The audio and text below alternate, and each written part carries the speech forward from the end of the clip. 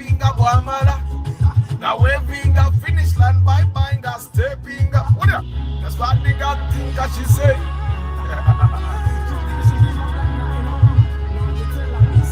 Tell her the wallet is heavy. Yo.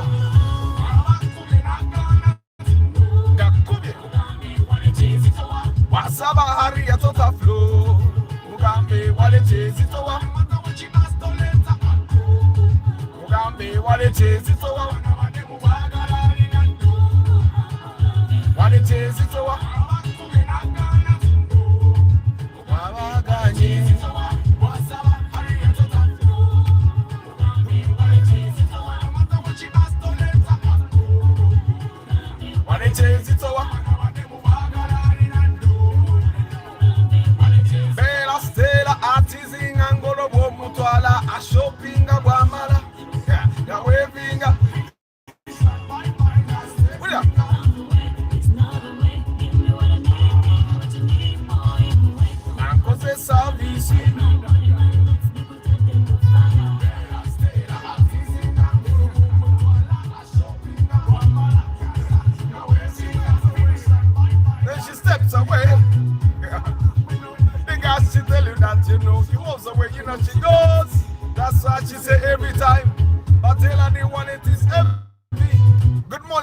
How are you today? Today is Bucket Tuesday. Onakulwa kwetu dakati musoke mwetunde mukatono serious.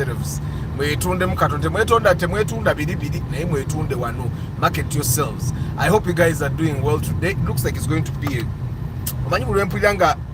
I get smells from outside in Amanya. One of venting but denji good katinzize munji gadde. But I hope you guys are doing well wherever you are. Obulamu butambula bulungi. Ya kamba we akayimba kamwe ate tugende ku topic ya fe yolunaku olwaliro mbawe kayimba ki feel good bugumu lwacho nimba may want to do lwacho nimba ninza ngamba kayimba kikemba mbawa ani kayimba kikemba mbawa ko kubiri Antonio Random Things VIP good morning Muyombia Mark Patrick Rio Poultry Farm Pade Tusime Eddie Nathan Football Tribe UG Mugalasi Joshua Mixed Farm Louis Nathan Diof Innocent, The Raw, Travel Life Vlog, Morad K Momo VIP, Tusime Cornelius, Ben Kako, Hanaba Joshua, Anthony Abagambi, Matembe Electronic Shop located at Cornerstone Plaza, Shop AB16 Kafumbe Mukasa Road. Mbawe bugumu, eriwa bugumu eriwa.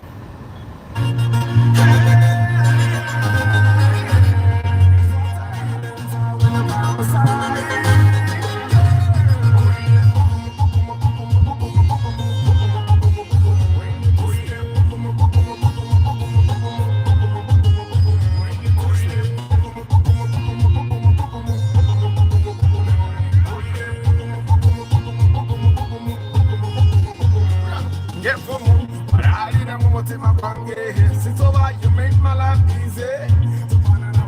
To Papa,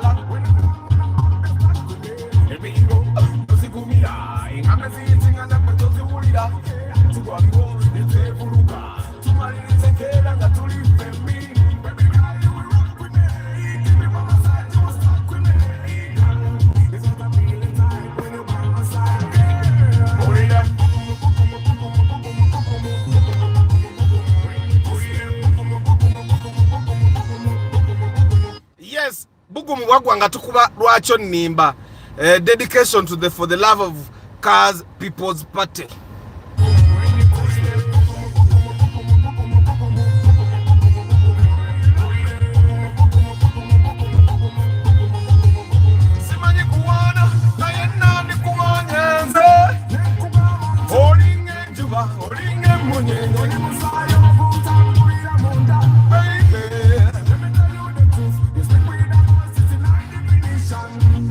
Take a picture of you, 3D glasses, making my dimension. Every girl you will rock with me. Give me mama side, you will stuck with me. It's not a feeling time when you're by my side.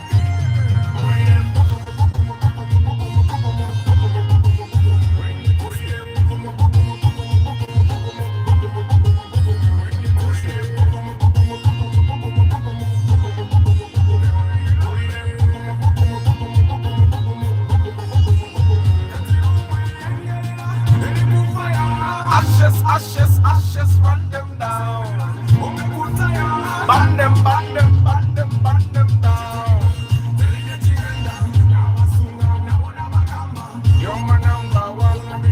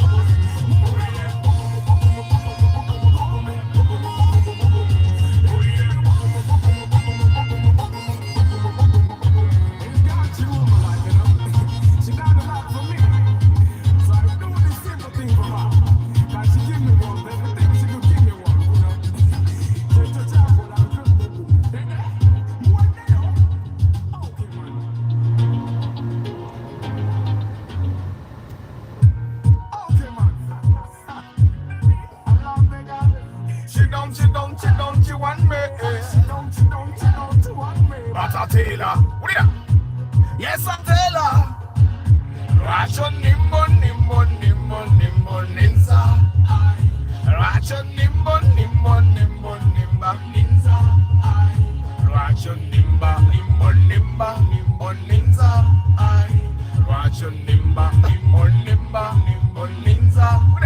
Girl, you're my number one. I tell you that, but you don't care. You don't give a damn, you don't dare. My number one girl, you rule my world. You took my heart, never ever, but you make me beg. You make me beg. Every time I come over, you make me beg. But why? Why? But why? Why? Ration nimbo, nimbo, nimbo, nimbo, ninza. Ration nimbo, nimbo, nimbo, nimbo, ninza. Ration nimba, nimbo, nimba, nimbo, ninza. Ration nimbo, nimbo, nimbo, nimbo, ninza. Sitting na motoka, sitting na kabanja, sitting na bling, jagala kuwa some love. Give me some love, be my better half. I promise I will never let you down, my girl. Jewelry, dollar bills, many things don't mean nothing. You got my heart.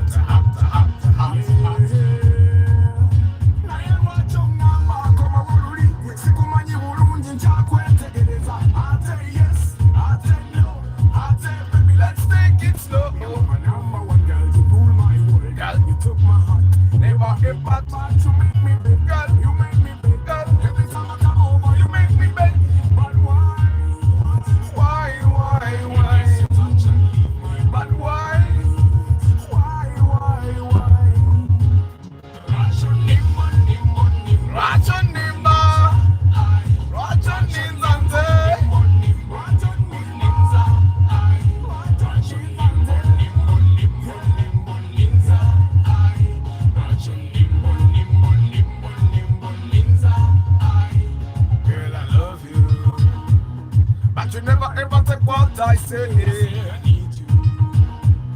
But you do what you do ever again. Broke my world, it goes around and round. I love you so, I need you so, I never leave you so. Girl, I tell you this every day, every night, that I really feel you, I can't deny. Give us a chance, you and I. Give us a chance, you and I.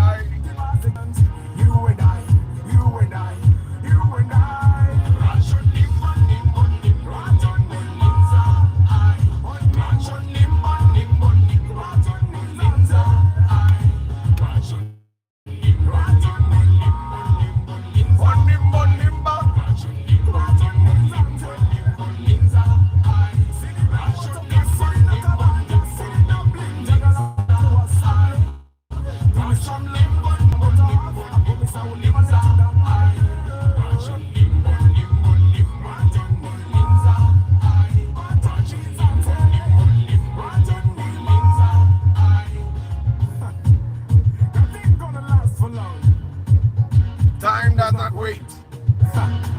Okay, man. Yes, good morning once again, my people. I hope you guys are doing very well wherever you are. Obulamu kansubire butambula bulungi bwoba tolina wakuluma webaze mukama katonda nti you're healthy and oyimiridde. Ekyo kintu kikulu ekyokubanga oyimiridde. Okubanga oyimiridde, it's not a very simple thing. Nyina kyali wange ali okugulu bakuwanise amagumba gali in pieces. Kati omwaka mulamba nga tasobola kutambula normally, ate emirimu gye tegiyinza kudda mu nnomo. So bwoba woli emirimu gyo gitambula bulungi, pose ekira kyenyinza okugamba, if you can avoid the border, avoid it. Today is Market Tuesday. Tell us about what you do, where you do it from, how much you charge, and of course share your phone number, email address, and where we can find you. Yeah, abantu basobole okumanya nti wabayita mu kitundu ekyo. Sometimes people will support you not because they planned, naye abayita mu kitundu aga gundi yagamba ali wano kangende muguleko, nojja nakugulako. There are people that will buy not because they planned, but they will buy from you. Antonio Castality okaraba naye kayina yo otukka otutotono naye kati mu Castality yo mpya UAR eyebeera mpya mu Castality. Naye kati obwe omotoka ba presidential candidate wa Antonio, ndowooza Antonio tukolereyo Castality open roof gye tunakozesa mu campaign. Oba okyayagala Kaldino oba gitwaling. For the people that don't know, people here suggested, it's not my idea. It's not my idea. People here suggested that we should register our own political party nga ffe tukulembeza rights z'abantu abaagala n'abavuga emmotoka. Tikati omusajja ng'oyo wa Starlet yandibadde gavumenti emugulira di party okuwangaza emmotoka eyo kubala, okujeregebwa kwayitamu, okumanyirwa kw'ababooda, oyo yandibadde gavumenti emusasulira third party. Omupiira gwe emmotoka gwalibadde gwa mitwalo ng'esatu. Okiraba ogwa piki mitwalo nga 75 era abapiki bajja nga tugulira emipiira egyaffe egy'emmotoka. So people here suggested we register our own political party for 2026. Antonio Random Things volunteer to be presidential candidate at tear gas. Already we have regional representatives. Aloyo Joan Jojo is deputy vice president Northern Region. We have Council Patrick Asiku is deputy party president Eastern Region. Abantu we bali ba volunteer nzedda okukolera abantu beggwanga. Nenga kati mwabagala emmotoka abagala ogula emmotoka oba tonnagula kati lindako ogule mu 2027 nga for the love of Kazi People's Party bazotwala obuyinza. Nze nabagala sagala ba president, nze ngera bera secretary general sigala ku kitebe, nze signinga ku check. Avuga chono mulabe ugaseko vuga space n'obutamanya mmotoka. Naye nga muli bulungi. Today mutubulire lero nabagambye ngenda I'm covering a bit on websites because it's important that you guys understand what websites can be used for and why you should be having websites in your businesses. Because ebiseera ebisinga website tukirabanga kyakwejalabya naye nga ate website si kyakwejalabya. A website is like a necessity. You know how we banakugamba nti you need a national ID as an individual in Uganda, so businesses actually need a website. Ngawe banagamba nti gwe ng'omuntu wetaaga oguleyo ka ploti, ngawe banagamba nti wetaaga oguleyo ka ploti gwe ng'omuntu, kitegeeza ne business yeetaagayo ka ploti. And we all know that not all businesses can actually buy a physical plot of land in Uganda. Not all businesses can, and even if they could, a physical plot for most of the businesses is something that is not a viable decision or a viable investment. So we can actually have a virtual plot of, I can't call it land, but you need a virtual plot, a virtual piece of land.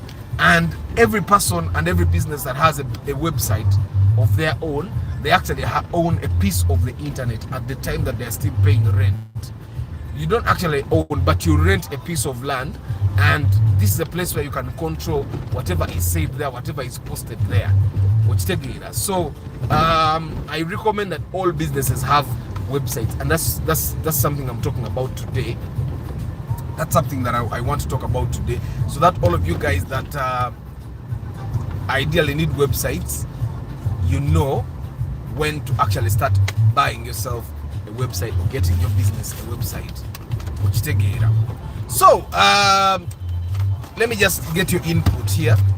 What is a website, and how do you know that right now my business actually needs one? How would you know? And how much should someone, or how much should a business spend on a website? Kale aba business mutugambe Chris Fitness lubulwa nabadde erinnya lyonga nadde sirirabye kuba uzirete Lucky Moze, Ntale Samuel, JC Kaja, Paul Sema VIP, Jones Info, Hannah Joshua. Hey, Chris Fitness, did one more once. Seth Kagaba, Lucky Moze, Andrew 256B, U Web Solutions, Muyombia Mac. Patrick Rio Farmer Agambia Rachon Nimaka, where is the X? Mr. Arthur, I need a wish car. What's your take on that? My budget is 20. It was a Friday. Chibuzo cha Friday the raw. Nathan Mbustality bamwemu third party. Kale sebo. Kastality GT kaina open roof but nja kutambulira mu karibu ne budastan okumu bibiri bujja kutambulira ka bakumi bange.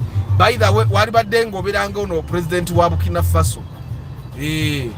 Bakwetolole bati kuba kati gogenda ba president atatya ku assassinate totya masasi. Ate ogenda kuba tugenda kuba ne public relations plan ng'abantu bakwagana tebakulinaako buzibu. Bw'ate omuntu agenda okwenebolinga buli muntu ogula emmotoka ani ayinza okukukyawa. Ne jjajja ow'omukyalo nga bw'afunayo obukadde busatu afuna akamotoka akapyapyapya ak'omubondi okitegeera kavitizi ka miliyoni nga 5 ne yeevuga. Ate abakadde be batoba tujja bawangayo ndoza zi incentives ezibaleetera okugula emmotoka buli maka gabeemu emmotoka.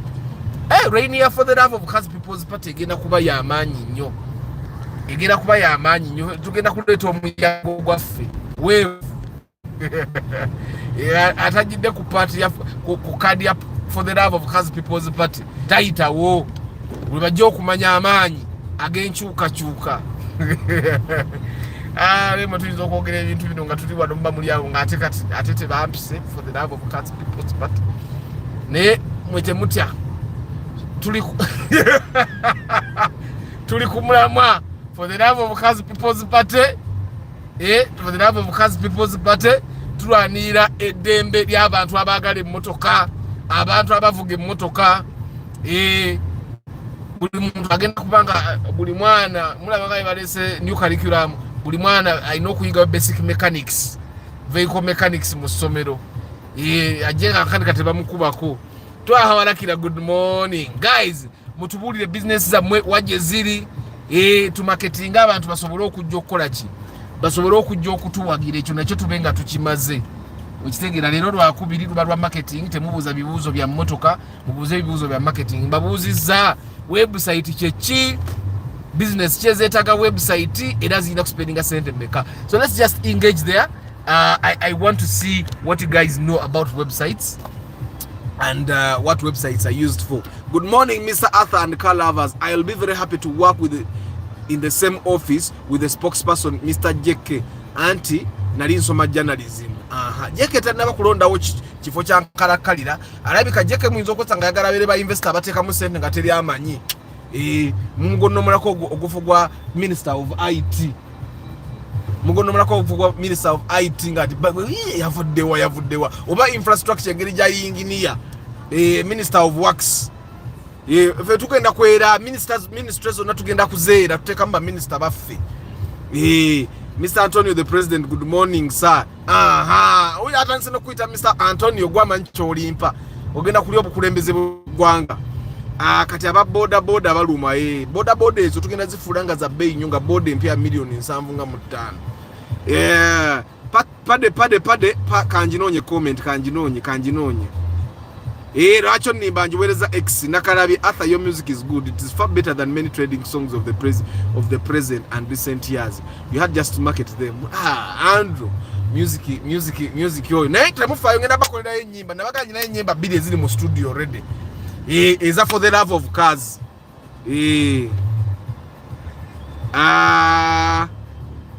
Guys, you tell me websites. We're talking websites. What is a website according to you? What businesses need a website? How much do they spend on a website? What is the use of a website?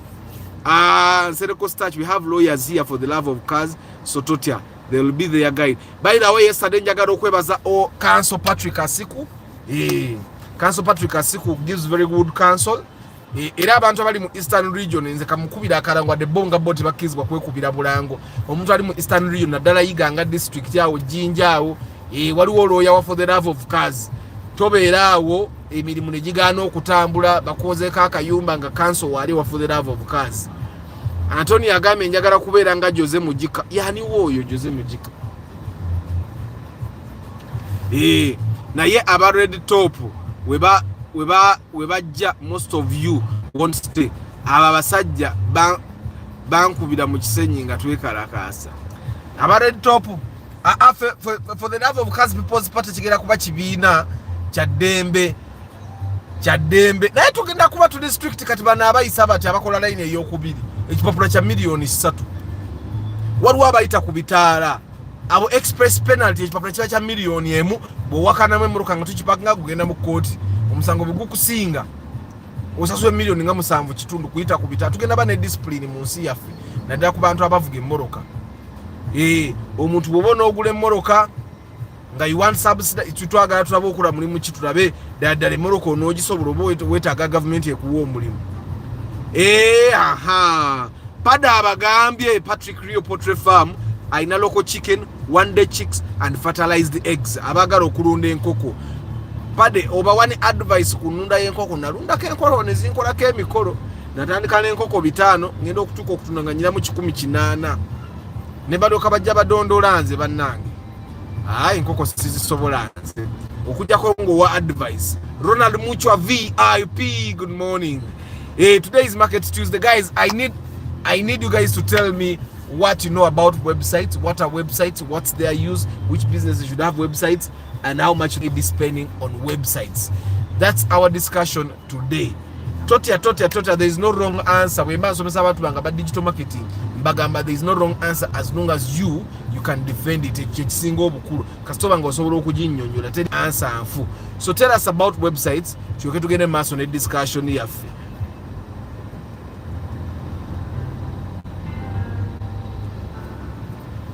Waliwo accident wano ate baboda balaka beekubye mubala bawe ebbali naye waliwo gwe bakubye ali wali ataawa tamenyese takoze eki tableedinga negwe kyoba omanya ate nolowooza beetomedde owa boda alabika aleka owa boda alobye n'agwa mu mwalo omanyi batunulira abakazi abagaayi abo anzo tunulira ekikazi bwati n'asigala nga ye ate agenda mu maaso. Sorry. Define websites, guys. Define websites. Gye tugendako njagala kulaba how much you know. But I'm feeling like I want the whole hood. Feel like getting me a sweetheart today. I make her smile, I make her laugh. I make her dance, I make her wine. If you feel like getting down, come to me, girl. Feel like touching and dancing, me, girl. I'll make you one, make you one, babe. I'll make you smile. I'll make you feel nice. After that, I'll take you to my place where we will play. But before we play, guys, talking about websites, define websites tugende. Owa boda tagende emulago. Emulago batemako. Pada agamba ani natanaga enkoko za kolako emikolo. Zire emikolo. Enkoko zireke nonze tonziza kyobola nabagamba. Nze bwe nkugamba sigenda kulunda, sigenda kulima. Ate okumanya nze ndayika saakolwa kulima. I went somewhere ne bampendo kwa za amatoke. Baziyita ndokwa. Ensigo za amatoke. I don't know what they call them. Nga bampadde matoke ngendo tuka nga si matoke nga gonja. Kati nze ngogamba nyina okulima. Good morning, Toddy Ronald. Pada agambi, Arthur local ones are better in a profitable. Now, did you vaccinate? Yes. Pada, I even learned how to inject chicken. You be there. Then there's those droplets you put in their beaks. Tonziza munkoko, tonziza munkoko. Ezidido composite siziva. Ezidido konteka ubutesi zone zeri saticho. ezo nyinzo ogezaako naye nazo mba nnundayo 10 za kulya ku Christmas abani basobole okuwoomerwa enkoko bawoomerwa enkoko abo mbo nyinzo balundirayo 10 ezaabwe. For the love of cars, we are approaching towards the end of the year. Don't be stressed. I am here to ease your most movements down, looking at service vendors for your mikolo. Starch events abagambi wali events management, events organization, events coordination. Your starch events. Bawe email. Kati muna ba website wano wezikolera. Guys, temuna defining a website. Baziyita nsukusa kati ndozo olaba ebyo sibimanya naye bampa ensukusa ezo nga baŋŋambiza amatoki ngendo tukanga ate no yalina gonja bwali buno obuninkini obukalubo obwo obulinga amenvu. Derek Lulay, good morning. Guys, we are talking websites. Tewali amanyi website bannange. I want you guys to tell me about websites and who has a website for their business here. Mugende batutadde basajja. Mugende.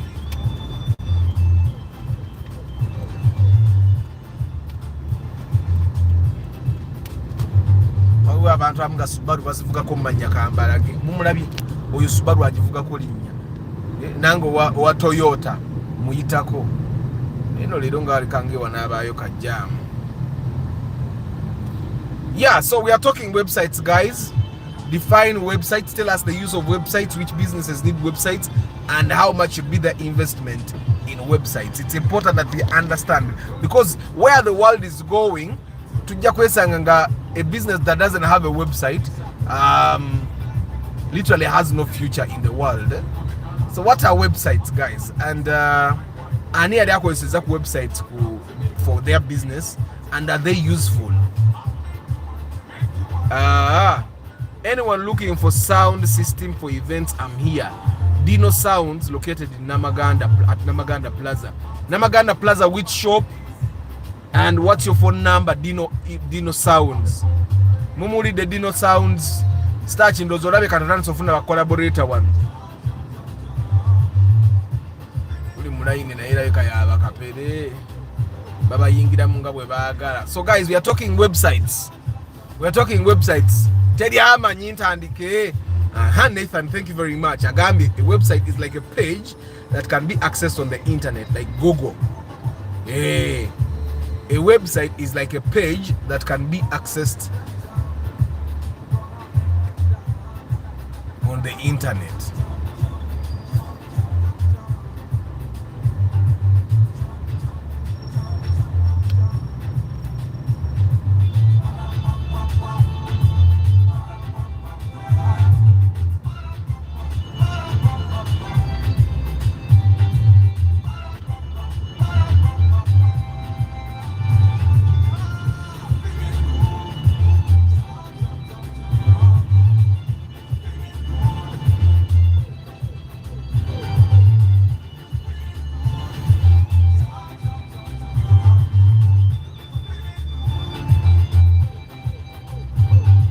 A big artist is saying in a layman's language, I can just say an online place you can find information about a specific individual, organization or company. That's a very good definition now. Ogataka kantu kamu owned by that very person. You can find information about Arthur in so many other places, but Arthur's website is that place that is owned by Arthur. So you can find Arthur's information on Wikipedia. Like if you Google my name, you'll find that I have a Wikipedia page. If you Google my name, there's so many pages that talk about me. But a website is that place that I own myself. Yange. That's what they call a website. A website is like a profile of one's business online, accessible by anyone at any time. Only the web solution. Simanyo kola web design. Tonalanga sinda kutigira. Nze ntegera local one other chicken zanema and local ones other chicken zanema and local ones can't stress you. You can do free range system, but you must fence your home. Mugalasi Joshua Mixed Farmer Gambi website is a particular subject published by a particular person or organization viewing information or content for that business. Then Antonio Agambi, I think A website is a domain name which contains a set of related web pages typically produced by an organization or a single person. Aha. Kati tugenda kwata definition za mwena tuzigatte tugambe that a website tugambe inda computer wano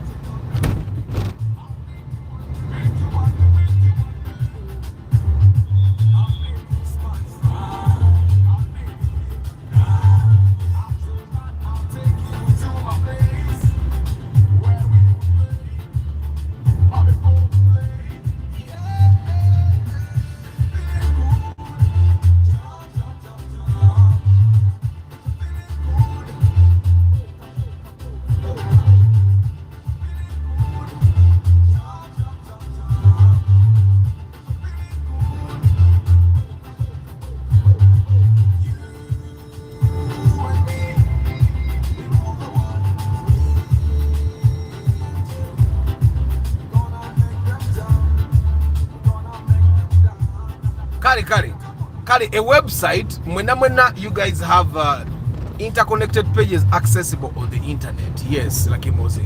So a website is a set of pages found at a particular address. They should be related, that talk about a subject. Yeah, they talk about a common subject, but located at the same address. I'll give you an example. You see that building, HO. It has one address. Over plot 54, Yusuf Lule Road, Chizimbi. Kat Yusuf Lule Road, plot 55 is the domain name. The building is the website. It has a lot of partitions. It has a lot of rooms. Those rooms, in terms of the website, are the web pages. Ochitegeera. Buli room jogendamu eyogera ku bintu ebiri related to the subject. For example, bonogende wa Chiseka, you'll find that Chiseka is known for selling for shops that have spare parts. So Chiseka Market is the domain name, and the various shops are the web pages.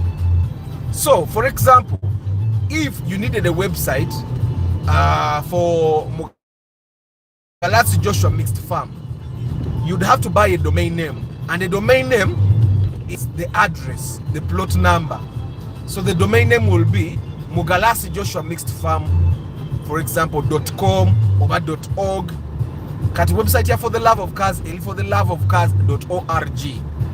Now, org is normally a domain name that is reserved for organizations that are not for profit. Tezidi wokora magoba. .com was initially reserved for organizations that are for profit companies. Okay?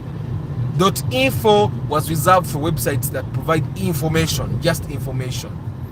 Okay? Then there was .ac.ug or .ac.uk. That domain name is normally reserved for academic institutions. That's why you find a secondary school like King's College Budo, kingschool.ac.ug. .go.ug in Uganda is reserved for government organizations. .go.ug. A big artist says businesses that need websites include product-based businesses, service delivery businesses, information delivery businesses, newspapers, learning, etc. Sedeko Starch, a website is digital presence on the internet accessible through a web browser. Sebo, that definition is for S3 computer. The size of my computer mo S3. So anyway, you want to get a domain name that works for you, depending on what kind of work, you do.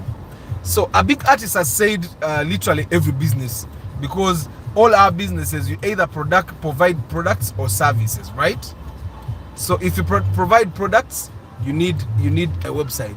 If you provide services, you need a website. If you provide information, you need a website.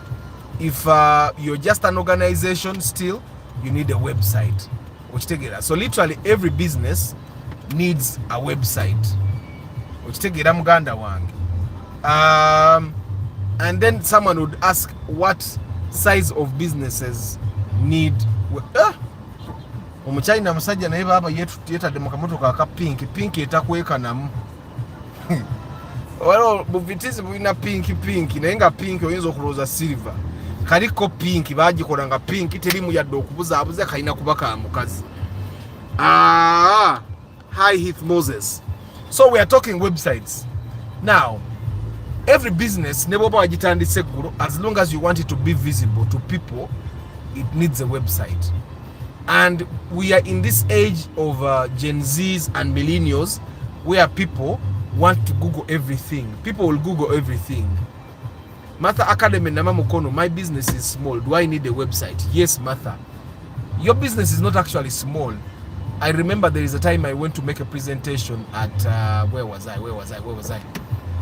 And I was in a meeting with this gentleman and I told him our business is small, and he said, Arthur, never say small. Because there is no measure for a small company, there is no measure for a big company and all that. I don't even remember the guy that told me. But I had gone to make a presentation and I told them our small business, and they said never say small. The business is as small as you think it is, but it is also as big as you think as it is. So yes, every business needs a website. Why? Nti mujukira, I think there is something that is said about media, that the people that own media, they decide the direction of the information. Which take it. If you own media, you decide which direction the information is going to take. That is why during the 2021 elections, Facebook was blocked, because Facebook took away the control of the media from the government. So the government needed to take control of the media. That's why Facebook was blocked in 2021. But you know, at this rate, then you'll have to block every website, because Facebook was blocked, and then TikTok is even more powerful than Facebook. So I hope that TikTok is not blocked in 2026, because I tell you, TikTok yamanyi temaji Facebook. Of course, Facebook maintains #1 globally, but TikTok is really powerful. So if you want to have a narrative that you can control as a company, away from TikTok, away from Facebook, a place where people can actually go and get information from the horse's mouth, that's your website. Anything that people say about you outside can only be corrected on your ewake uwo. Omusajja bagamba omusajja Uganda toba musajja nga toyina uwo. Nti whatever people say about you, chairman ku kyalo bagenda bamugamba omusajja oyo wampisa mbi bichi chairman asobola okujja uwo n'akubuuza why bituufu. That's why the website exists for businesses. You own this piece of property on the internet, and at this piece of property you decide what is said there, you decide the direction of the narrative, you decide what is written there. After a simple question, do you think one needs a website than an app, or vis-a-vis? A big artist, the app comes out of the website. Your website has to first do what it needs to do for you to develop an app. That's why you see all the big businesses started with websites. Kebere, Facebook, Google has different apps for different divisions of their services, but they started with a website. The initial website was just google.com. Google.com, you just go, it's a search engine. Then after the search engine, they realize, oh, we can actually create Google Docs, we can create Google Ads, we can create Google Analytics, we can create all these things, you get it? And then all these things have different apps, like Google Docs has an app, Google Sheets has an app, but you first go Google sheets.google.com, docs.google.com, and then you can do all those things. Now, on apps, let the app come as something that you really need, but the website is the #1 thing that you need as a business. Because let me tell you why you need a website. Nti bweba goba ku office, bweba goba mu kizimbe wopangisa, your website can serve as a place that people go to know where you shifted your office to. I don't know if you get what I'm saying. Yeah, the website validates your existence as a business to the outside world. Everyone, when right now, if you Google, for example, Plato's Institute of Arts and Marketing, where I work, where we teach digital marketing and performing arts courses like acting, directing, and arts management and script writing. If you Google Plato's Institute of Arts and Marketing, we have a bunch of places where you can find us, directories. We have Google My Business, you get it. But the one place where you will find Plato's Institute of Arts and Marketing and really understand what we do is our website. When you go to our website, everything that is there is true. It's unique. You won't find what you find on our website on any other website. Which take it. So on your website, it's like a person as a person. Naja nagamba Antonio naye kino wakyogedde. That's why police we bajja ne bagigamba omuntu yakoze omusango bakunoonya. Tebagala kufuna hearsay. Ne bakuleeta ne bagamba why bino bagamba wabyogera. So the website is like your mouth on the internet. Nti ne bwoba toliiyo gwe nga director Starch Events. Starchevents.com is that place where people can go and they learn everything they need to learn about your business. Now, normally Edda, when web design was still fresh here, Edda, the web designers would say, web designers would say, Busimanya, a website of 3 pages is 1 million. A website of 5 pages is 2 million. A website of, you get, they would do that. But these days, especially for us that have a little bit of web design knowledge, you can have a website that has as many as 20 pages, as many as 200 pages. You get it? As long as you have the right package that you're paying for hosting. Now, what is needed for a website? First thing is a domain name, which is your name. For example, starchevents.com, that's a domain name. Normally, that's the first thing you buy. If it's not available, you have to be creative with the domain names. 2, you need host domain name, and then you get hosting. Ngabo no gamba, not yang njagala kula gayaza domain name. Ngaya na gamba start events gayaza domain name. But even when you have interest, you have bought a domain name, so you need to get hosting, which is the actual plot. The domain name, no gula hosting, let's say 5 GB. Cut hosting is like a hard drive on the internet. When you buy hosting, you buy a hard drive on the internet. This is where your files are going to be stored. You're going to take a website, you'll be found video, articles, begin better stored hosting, a hosting service provider. Abaina ne server space. Katuku server space ye na ina akuwako. Okitegera. So normally enaku zino ebintu ebya rayisi nti osobola okugula domain name. I think in the where I host my websites from, I buy a domain at like I think over, is it 50,000 over 30, I think, depending on the domain you buy. But yeah, for the love of cars, I think we bought like 50, and then hosting ojigula emitwalo nga 8 ku 12.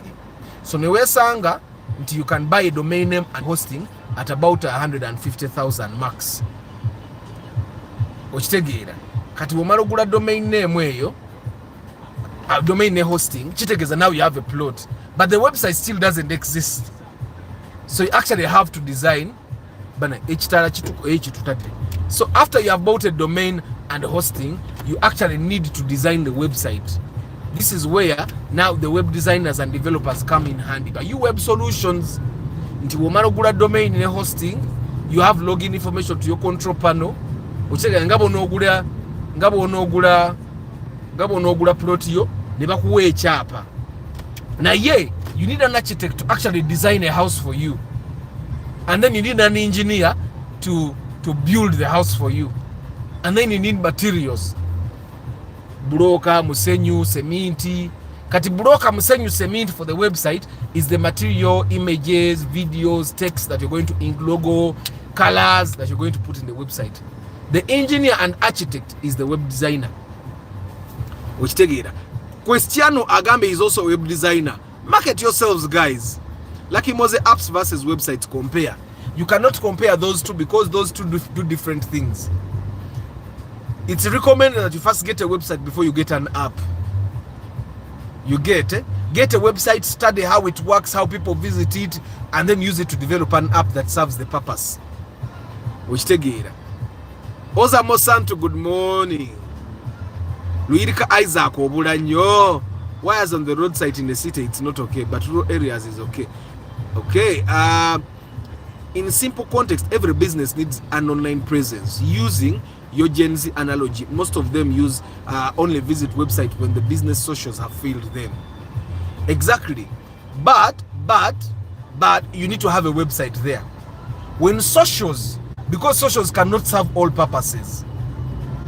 The other purpose that the website will serve for you is you tell your story. I don't know if you get what I'm saying. You want to tell your story. You want to tell your story. You want to tell your story, and you can only tell your story in your own way, using at your own pace on your website. How? Through the blogs that you can post. Every business should have a blog page, and on that blog page, when you publish a post, it goes on that blog page. So every business can actually be a media outlet of their own. For example, at one Fairway Hotel, if you went to the Fairway Hotel website, they have a blog page where they talk about the things that happened last week, what they are planning next year, you get, and stuff like that, the events they have. That's the blog page. So every business should have a website, and every website should have a blog page. Now, normally the standard pages are home, where you have the home page. Then you have an about page where you talk about the business, Yavawa, the owner, Sereko Stachi, his history, Abona Bonatia, Nasarabat and the Kokole, Ebivuru, Nebiga, Nasara wants to concentrating a mycology and baga, which take the Baba. Then you have a contact page. Those are like 3 pages that are a must for every website: the home page, the about page, and the contact page. Which take it. The home page, the about page, the product page. Now, the other page, needed the product page, where you tell the people about your products and services. Then, those are 4 pages. The other page that you need is the blog page, where your blog posts are published. So, it's a standard web page right now in this day and age should be a 5-page website. But each of the posts that you create is actually a page. Ebyo bimala olwaleero kate ba web designer banaali awanga buli kimu kiyigidde for the love of cars. Temulaba nti ebyo bimala tulina eddakiika 10 muwulirize feeling good. Poze ebibuuzo musobola obbireeta.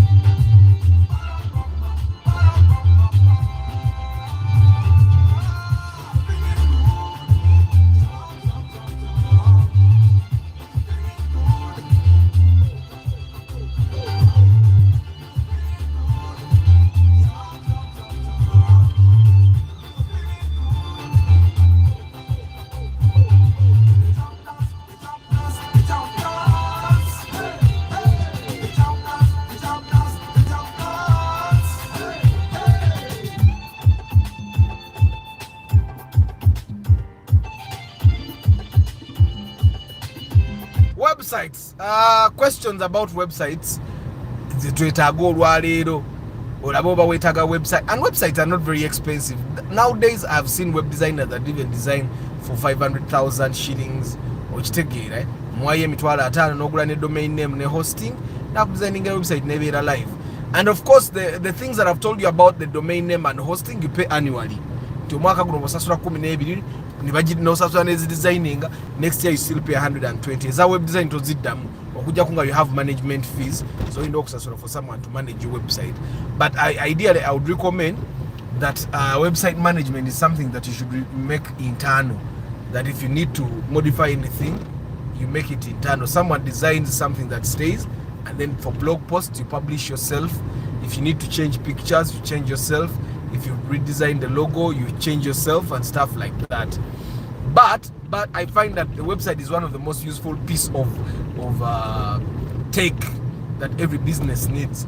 without a website. And I find that so many businesses take a website nebasanga information eriko last year. So you need to, when you create a website for your business, you actually need to keep it updated. Like every like carry latest every month, you should go to that website and update information, update pictures. Now for businesses that are serious, where you need to be taking new pictures every month and putting them on the website. You get? So and if you find that when yakora website here you're very busy, you find someone and give them a role to update the pictures so that they put pictures there every month. You get? So but that's it with websites. That's your plot on the internet. You can control what is said, what is done on the website. I think one of the industries that has seen the importance of websites is the tourism industry. Okay, tourism and babaita batya bano aba hotels and tourism babaita abantu hot restaurants and all that, because they get business za luxury. They get people from abroad that come and support them. So tosobola kukola business ya luxury nga teyinaaki website kati nga gwe start business yo ya luxury okitegeera business eyo bayetaaga website. That's people to look for you, they find you like that okitegeera. So ebibuuzo bya website bwe biba tebiriyo baganda bange munzikirize ate era mbasiibula olunaku olwayo. Tulina eddakiika 6 zokka, mwezi eddakiika 6. You market your business. Please guys, share your phone numbers so that people know. How does safe car work? Chibuzo nga sikyaleero high speed. That question is for Friday.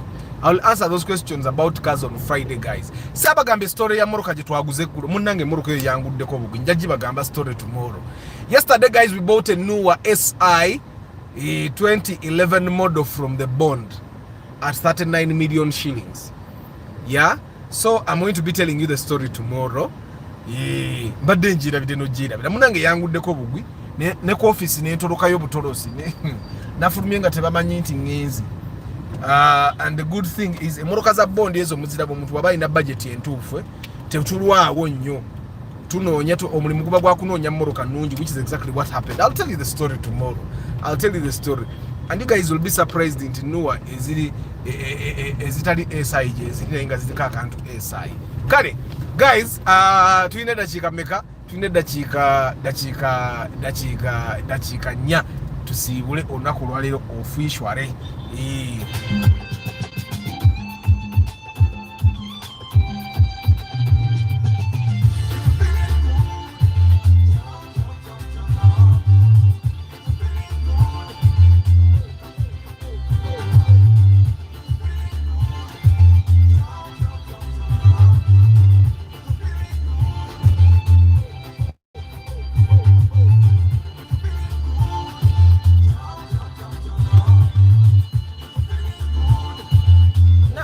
I'm sure you guys are going to be asking yourselves, ono muntu atugamba website? Yeah, in a website, guys. Website ya company yang dynamocreatives.com, dynamotheater.com. I started working on that website in Makerere first year. And the guy that hosts my websites now is the person I went to now hosting a website yang Yasoka. Then he started teaching me how to design websites for free. I think of all the things that God has given me is the ability to actually work with people. So I went to him, and at that time maybe said WordPress yaitanabeera popular. At least the WordPress, the platform that we use right now, wasn't popular. And at that time twalinga tukola HTML.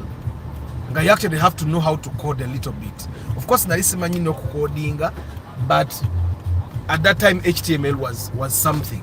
These days you don't really need to know HTML, you don't need to know how to code, but at that time you needed to know. So I would go to him nanjigiriza how to do those things. So I published our first website, which wasn't really looking very nice at all, but I just needed to have a website out there for people to look for us. And then we never benefited from the website for a very long time, until later on. I think the first time we actually benefited from having a website was in 2021. But you can imagine we got our first website in 2010, And the first time we benefit was not 2021. I think it was around 2020 when I was approached by our one of the first projects we did, one of the first big projects we did, and this lady contacted me and said we needed someone that does what you do, and I googled, and one of the companies that came to us, and I knew straight away it was the website. Then the second one was someone that called me and said, you know what, you Arthur, this is Dynamo, we have something that we want, and it was a very big project. And at that time, I even thought of not renewing the website, and then Mama Ban said, Nedda, renew the website, and I renewed it, and surprisingly, website brought in the business. So you can imagine, for 10 years we did not actually benefit from the website as much. Of course, we had visibility. You cannot talk about Dynamo in the performing arts space, or at least in Basomako, and people don't know. Because they took all a CBA. But the website gave us visibility, it gives us credibility as a company, and I'm sure it will also give you credibility if you decide to start using it. So 2010 is when I published the first website, and over the years I've been publishing a number of websites. Along the way, I learned how to design. I right now I don't even have the time to design for people, so that's why I say abakora web design one way marketing, so that mufuna business. But every business needs a website. Every business needs a website. Nebo tunda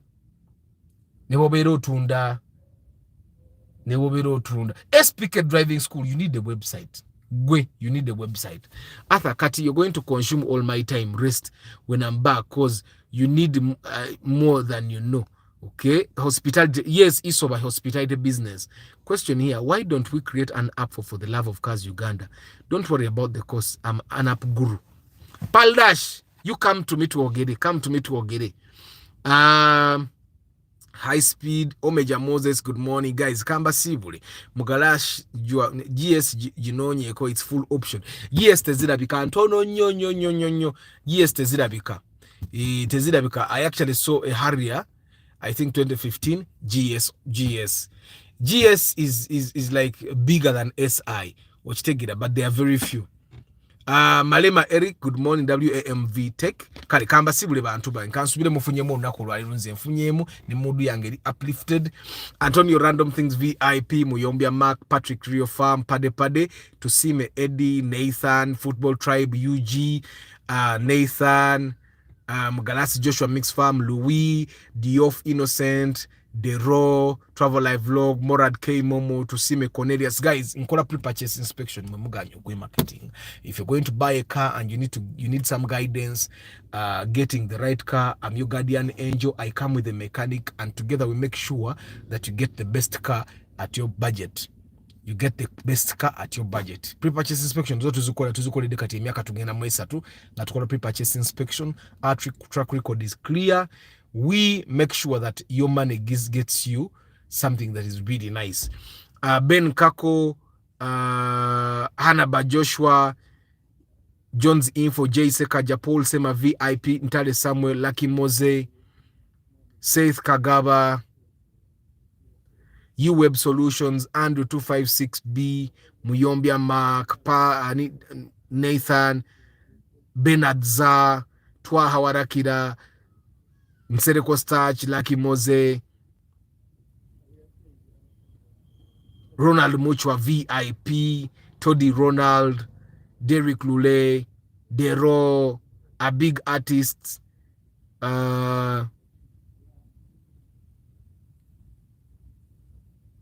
Ruirika Isaac, oyo surveyor wafewa no muntu ene yagala surveyor Isaac ye surveyor gobo tunulira Heath Moses,